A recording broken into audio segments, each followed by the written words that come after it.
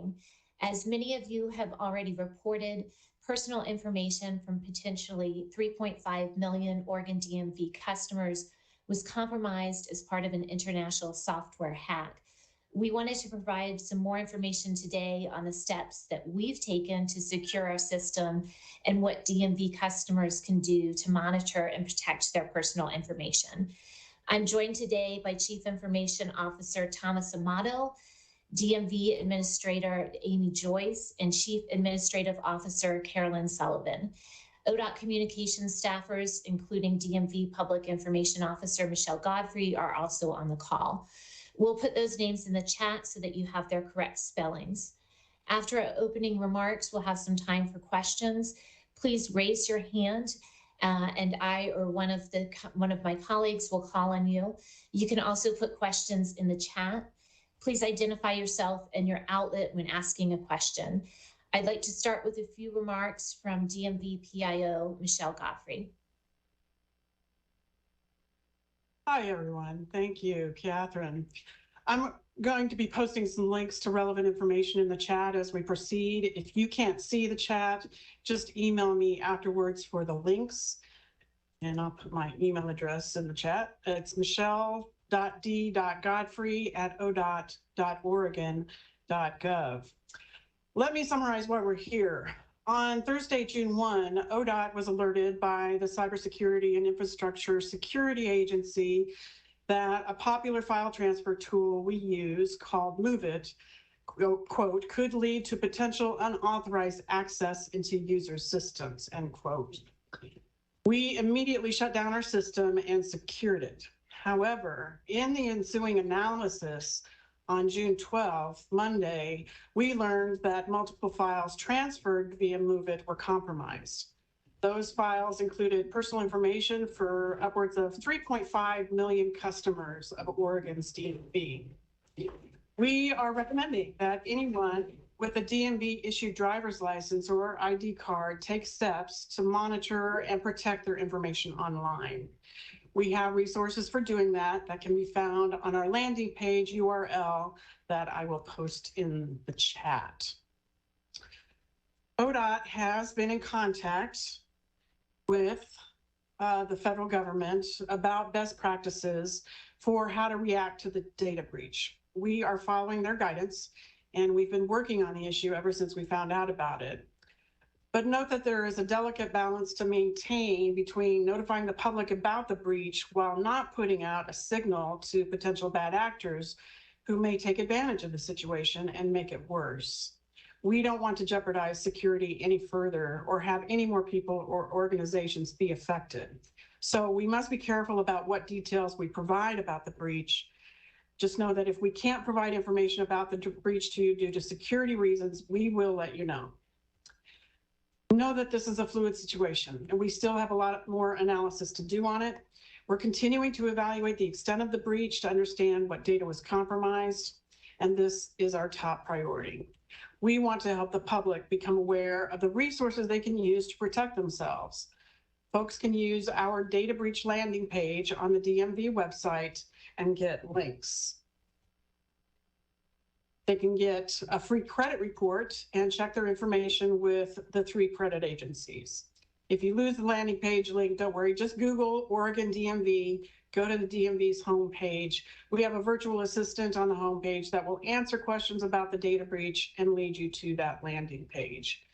People can also call the DMV at 503-945-5000, but know that there is an automated message there about the breach. It will encourage people to go to the website, and then people can be assisted by our agents. So that's all I have to say for now. Catherine, back to you. Thank you, Michelle. With that, I'd like to turn it to Thomas Amato, our Chief Information Officer. Thanks, Catherine. I'll give a little bit more information and color from the IT side of things, perhaps filling in a little bit more. Now, as we just said, ODOT uses MoveIt, and MoveIt is a secure file transfer software package. It's used to encrypt and transfer data files between parties. Now, on June 1st, the Cybersecurity Infrastructure Security Agency, as part of Homeland Security, issued a critical alert about vulnerabilities in the system. and that's all MOVE It systems everywhere globally. Our IT teams took action immediately that morning to secure our systems. On June 2nd, our teams identified certain technical indicators that meant data transferred using the software was likely compromised and determined that patching the system per vendor recommendation was not a sufficient step to take, as data had likely already been breached. We immediately turned off services to prevent any further data loss. We also implemented emergency response procedures and immediately began coordinating efforts with other security teams here at the state of Oregon and engaged a third-party expert security forensic team to help us understand the potential extent of any presumed breach. Despite our best efforts, the group which conducted this global attack exploited what is called a zero-day vulnerability. Now, 0 day is a vulnerability where the threat actor knows of a flaw in software and how to exploit it before security researchers and manufacturers, and before organizations with good vulnerability management practices have a chance to even patch their systems. Our forensic work is not yet complete, but evidence is showing that the attack and subsequent data loss happened near the end of May, several days before official alerts of the vulnerability or the availability of patched software. It's also important to understand that our work indicates that the attack did not extend beyond the MOVE It system in question. The wider ODOT network and systems on it were not compromised through this attack. The files moved using the system were not infected, nor would they impact recipient systems. In other words, the vulnerability was only within this third-party tool. I want to emphasize that good forensic analysis takes time. Our understanding of the specific nature of the data impacted is not easy. It wasn't until a few days ago, Monday, June 12th, that we learned the data breach included the data being reported to you today. ODOT continues to implement incident response protocols and work closely with other state agency cybersecurity experts, third-party forensic consultants, and others to further evaluate the nature of the breach, and we will work to implement other remedies as deemed necessary. It is our highest priority to maintain the security of the personal information of all Oregonians. We will continue to monitor and manage the situation closely. Catherine, back to you. Thank you, Thomas. With that, I'd like to open it up to questions. Please raise your hand using the chat function if that is, or the react function. I'd like to call on Bennett first. And please, Bennett, if you wouldn't mind saying what organization you're from as well.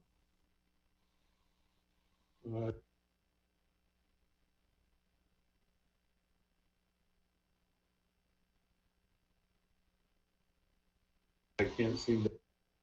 Oh, there it goes. Okay, sorry about that.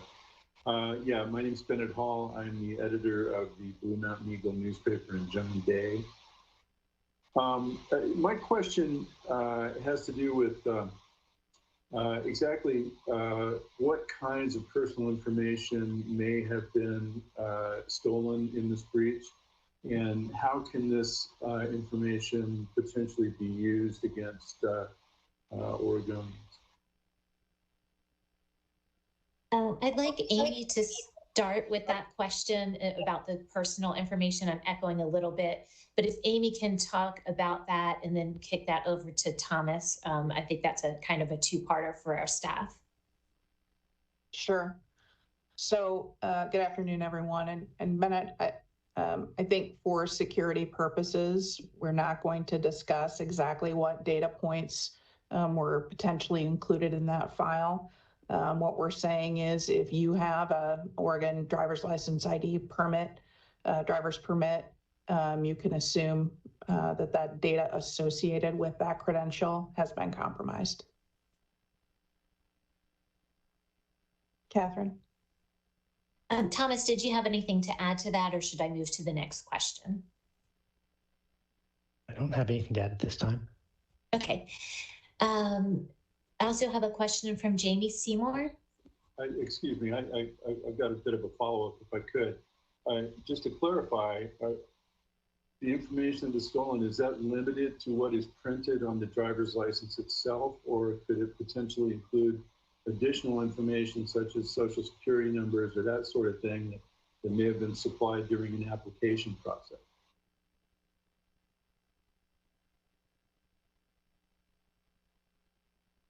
Yeah, Bennett, it could include things beyond what's printed on the card itself. And you don't feel that you can tell us what those things are? So Bennett, I would like to give the other reporters a chance to get their questions in. So I'd like to move on to Jamie. Hey, Jamie Seymour with Coin 6 in Portland. I've got a bit of a two-parter because to follow up on Bennett's, what is that other information that is included? Does that include, say, social security numbers, financial info? And also, you know, from the time that you learned about this, why are we just hearing about it now? Why today? Thanks. So I'd like to turn that, especially that second part of that question, back to Thomas. Yeah, sure. Thanks for the question. I'll start with the second part of your question first. There is a balance that needs to be made between, on one end of a spectrum, immediate disclosure of everything you know, even before you understand it. On the other side of the spectrum, complete and total understanding and full ability to protect partners that may be potentially impacted through the event. The truth is somewhere in between, and competing interests need to be balanced throughout that. I do want to reiterate that good forensic work does take time. And even on June 12th, we are still talking about preponderance of evidence, enough for us to say that there is that we can confirm and have actually believe that this event is one that is confirmed and one that we are very confident saying happened.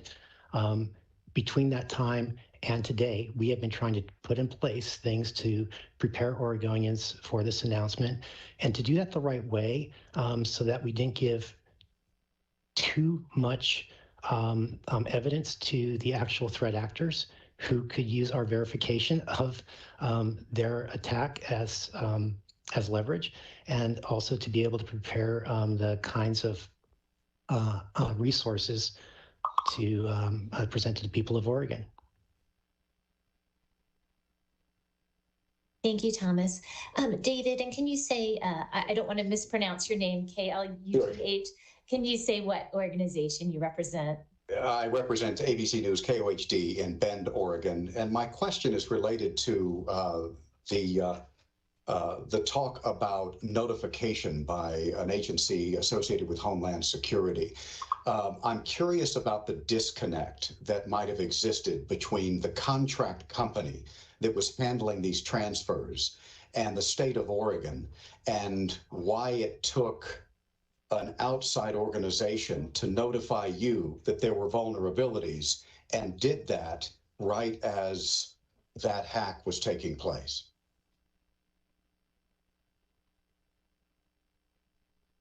So, Catherine, I'll take that one. Thank you. I got distracted by the chat questions. Hi, David. I want to just clarify something. So Move It software is software that we run and operate. It is vendor supplied, purchased third-party software, but we operate it here at the state of Oregon. It is supported and provided by a third-party vendor. I referenced CISA because they are authoritative. There really was not any kind of a disconnect. Progress Software alerted CISA as well as other agencies that put out these kinds of reports. That all happened at the same time. And so there really wasn't a disconnect. So we're talking about the early morning hours of June 1st, and the industry and as you follow any of the reporting on this, is looking like most of the breaches happened near the end of May. And so that disconnect between your ability to do anything about it or anybody knowing about it and when it actually happened, that's what people call in the trade a 0 day, because you have no time. I got you. So just a quick follow-up, and then I'll let you all move on. So it was a notification that came through because there were indications of a breach. You got it. But I would just say, because there were notifications of breaches happening around the world. And I believe Carolyn had a little more to add to that. Yeah, Carolyn Sullivan, Chief Administrative Officer at ODOT. I just want to clarify, We didn't receive notification because CISA saw vulnerabilities in our system.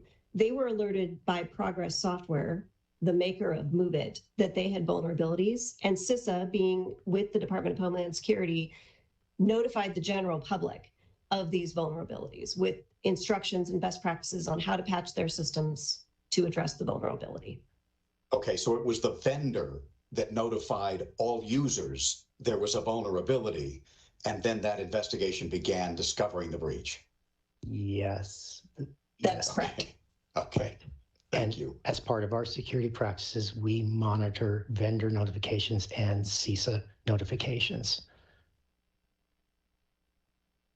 Thank you, David. Let's go to Noelle Crombie. Good afternoon. This is Noelle Crombie with the Oregonian.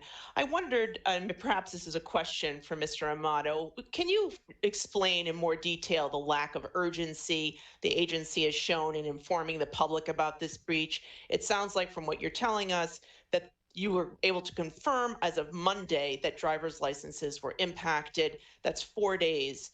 What was the agency doing during that time? Hey, thanks for the question. Thomas, yeah. But yeah, thank you for the question. I think I already answered that one, right? We are trying to respect the interests of, we're basically trying to respect various different competing interests here around privacy, security, and disclosure, working with other security experts who also are providing us advice in this arena. And this is, Were they advising you to delay notification to the public? Is that the advice that you got from security experts to delay notification to the public? Noelle, this is Carolyn Sullivan, Chief Administrative Officer. There was no advice to delay, and it's only been 48 hours since we learned of the nature of the data in that file. We have been very carefully and thoughtfully considering how to best address what we believed would be a number of inbound requests for support from holders of Oregon IDs. And it takes time to put together appropriate frequently asked questions to be able to address, to provide the DMV staff and others who might be fielding these inbound questions appropriate information to be able to respond appropriately. So I'd like to move on to Emily Gersh. Yes, hi there, Emily Gersh with K2 News. Thank you for having this press conference. My question is, what security software does ODOT currently have in place, and when is the last time it was updated? Thomas. Yeah, thanks, Emily. I don't want to speak to the exact kinds of software that we have in place. We have layered security. That involves software that we operate, as well as statewide systems. That software is kept up to date, but I don't want to get into details with the kinds of security software that we have in place, or whether other systems would have helped out further on this matter. Can you explain why the public does not deserve to know what security measures you have in place? Oh, yeah, I do believe that a statement of some kind could be developed, but the actual layout of the kinds of software that we use and how it is deployed is typically classified as level 3 information. And the very reason for that is because the keeping some of that a little bit behind closed doors actually helps protect the people of Oregon and our systems.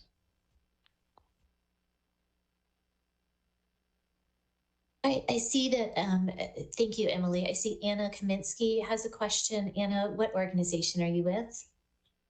Hi, thank you. I'm with the Bulletin in Bend, Oregon. I was wondering if the department has heard of any confirmed cases of unauthorized transactions or account activity or identity theft or similar cases as a result of the breach. And then what does the department have in place besides just monitoring credit reports for people who think they might be impacted by this? I'd like to turn that one over to Amy Joyce first. Yeah, thanks. I'm not aware of any reports of fraudulent or identity theft type, even assertions based on this situation. So that's what we have there. In terms of the protections that folks can take, that's the best protections that folks can take in terms of the potential of people having their protected information is to be monitoring their credit, to be, potentially locking down their credit. You have that ability.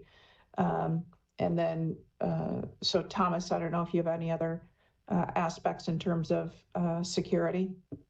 No, I think that those are the appropriate steps to take at this time, and just general heightened awareness of the types of common internet scams that exist today through all vectors when people engage online. Yeah, and a number of those were outlined, sorry to interrupt you, a number of those were outlined in the news release that we issued earlier today and that Michelle linked to in the chat. And I believe you had a follow-up question. Yeah, I was wondering, is ODOT legally liable if any cases of identity fraud or theft or anything like that were to come of this incident? Carolyn, can you take that one? Sure, I'll take that one. I think that's beyond the scope of this conversation, and frankly, I'm not familiar with the legal liabilities and aspects. Again, just to reiterate, there are many common steps for people to take to monitor their credit and manage that appropriately as it's important to them and their families. I suppose that's certainly a question for other parties such as the Department of Justice or other state agencies in that respect. I will add that we don't believe that there were any financial transaction type information pieces in this data, such as credit card information. And so, again, but even still, monitoring your own credit is a very important step for everybody to take just regularly. Thank you, Carolyn. I'd like to move on to Mark Ratner. Mark, what organization are you with?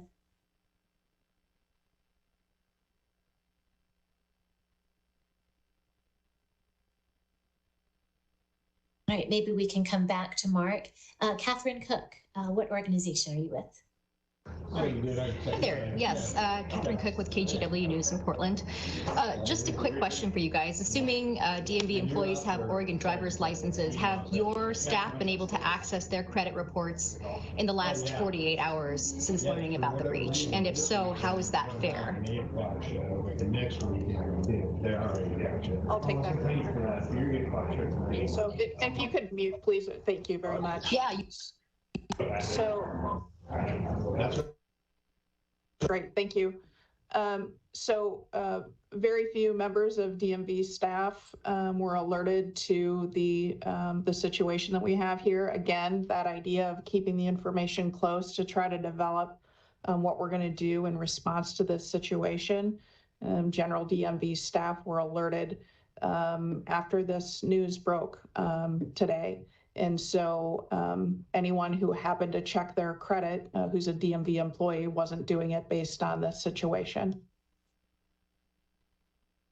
That's not really quite answering my question. When I'm sorry. Staff, yeah, no, I appreciate that. When staff, perhaps Mr. Amato and Ms. Joyce, learned about this breach, did you immediately check your credit report? Have you checked it already? No, I haven't. Catherine, I can speak for myself. I have not, no. And I have not either. Thank you. Obviously, there's an urgency and a sense of frustration from people who time is of the essence, and these bad actors, as you've been calling them, can do certainly a lot of damage in a short amount of time. I'm just really trying to wrap my mind around this 48-hour window that you've allowed to lapse before notifying the general public. I do appreciate the balance and the need for that, but it just seems like there is a lack of urgency here that you haven't taken account for. I feel like that was more of a comment than a question, and Mark is back online, so I'm going to move on to Mark. Yeah, I think it's important to note that several agencies have been hit by this Move IT breach this week, and I was wondering if you have communicated with them for information that might be helpful to your investigation. Maybe have you learned anything that might be helpful?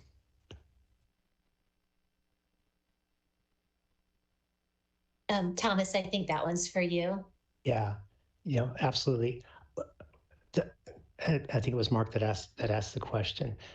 There's some general awareness of where there are other impacts.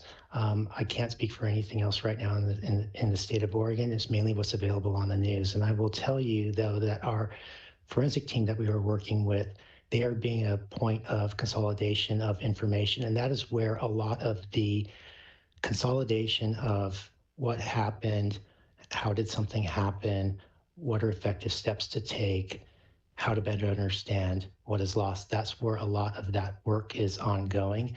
There is not, at least from ODOT's perspective, any casual conversations between other organizations on this matter or as an affected party. And Mark, I forgot to ask what organization you're with. I'm with KONA, and I'm sorry about my mute. I think we can say it happens to all of us. So I see some hands up still from Bennett, Jamie, and Catherine. I'm happy to go back to you for follow-up questions. If you left your hand up by mistake, please lower it. I'll go back to Bennett first.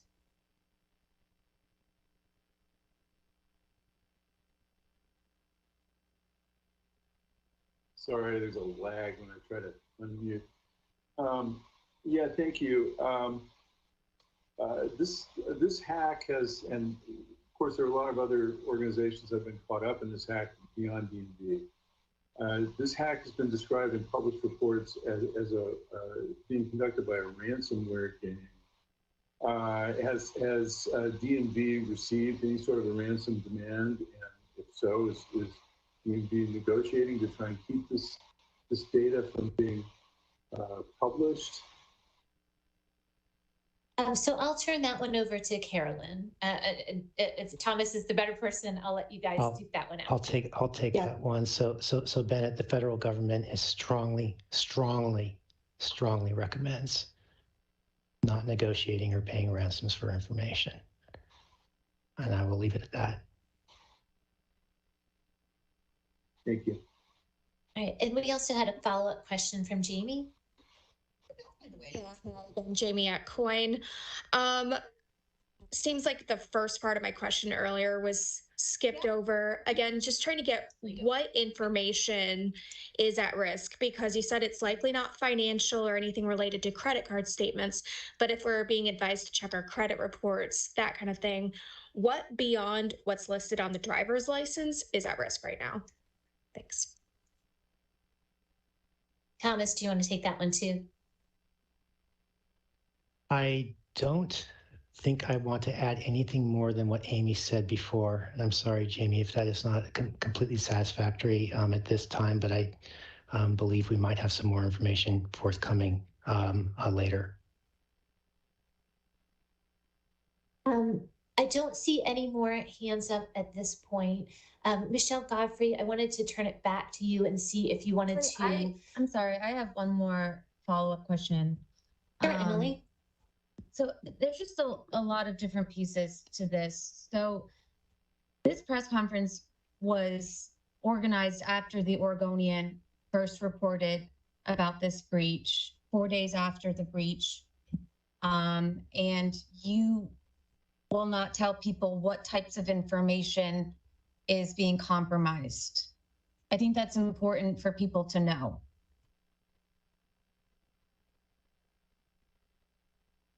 Emily, was there a question in there? I feel like that was more of an observation. My question is the same question that Bennett has asked and Jamie has asked. What types of personal information is being compromised? Why are we being advised to do credit monitoring if we don't know what types of information is being compromised? Yeah. So Emily, I think that the best answer to that question right now, and I also think it's important to understand that response to a breach is something that is fluid, and it's always an evolving situation. I think that we have given sufficient information at this time for people to take action. And so we have said, people should check their credit. They should take steps to perhaps freeze their credit. And we have also been forthright in saying that that information associated with your driver's ID card is likely to have been exposed, and that is enough to act on for now. We have been talking with our cybersecurity partners, and I can directly say that there is a conversation around the extent to which to divulge all of the fields that may have been part of the breach. And at this time, we do not want to divulge that, because what it does is that it could lend credence to an affirmation of the successfulness of said hack to the threat actors.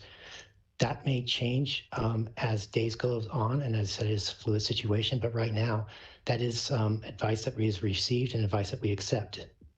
The advice received from whom? That is from the security community here at the state of Oregon. It includes our cybersecurity services, and it's also a position that I agree with. So it is 4 o'clock. I wanted to go ahead and wrap things up because I know a number of you have deadlines, and we want to make sure that we post the recording in the chat. Michelle, are there any other reminders we should provide, or any other things that we should be putting in the chat? We've set up a landing page for the data breach, and we'll continue investigating these files, and more information comes to light day by day. And as it does, we will certainly post those updates to the data breach landing page. I'll post that link again into the chat. Also in the news releases, information for your audiences about how to secure their credit reports. It's just the most simple and basic and most important thing that you can do is monitor your own credit and make sure that, you're keeping track of if there's anything that's happening. We all know what's on a driver's license. We all know what, that information includes. That might be enough. It might not. We don't know. We don't know what the intentions are. There's so many unknowns here that we just can't state. And we do have a lot of constraints about, keeping security so that others aren't harmed. So that's important as well. But be responsible. This is just a heads up. Start monitoring your credit report and protect yourself. This is kind of the world we live in now. We have to be responsible for our data, our information. We're doing everything that we can to understand what data was compromised, and letting people know as soon as we can say, and as soon as we know what data is compromised. All of these things are evolving, and we'll keep you posted on the landing page. And as other news develops that is appropriate for news media first, we'll certainly let you know individually as you've contacted me and let me know that you're interested in covering this. So I'll keep you posted as well. Feel free to contact me via email or phone. If you want updates, if you feel you've missed something, I'll be happy to fill you in and keep you abreast of what our activities are. So with that, I'll turn it back to you, Catherine. Thank you, Michelle. Thank you to the presenters today. Thank you to the members of the media and others who joined us on short notice. We appreciate you, and we'll be communicating further in the future. That recording will be in the chat. Thank you all.